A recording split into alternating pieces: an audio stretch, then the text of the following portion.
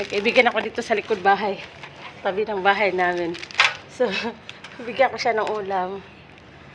Kasi wala daw siyang ulam. So, ayan. Diyos ko Lord, nakakatakot. Andito.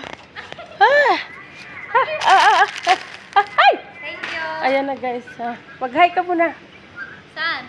Hi dito. Ay, nahulog na yung ulam. Sino yan? Ha? Hindi ko siya makita. Andito ako. Natatakot ako. Oo, nakita ko na. Oh, sige na. Sige, Bye. bye. Thank you.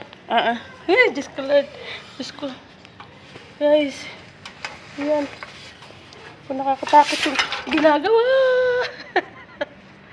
Ay, Diyos ko Lord.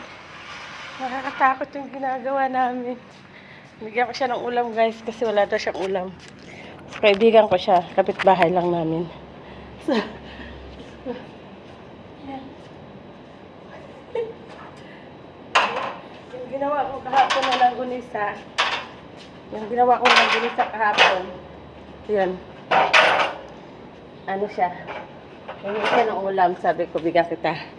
Ayan. Tabi lang ng bahay. Diyos ko, natakot ako. Ay. Let's go. Let's go.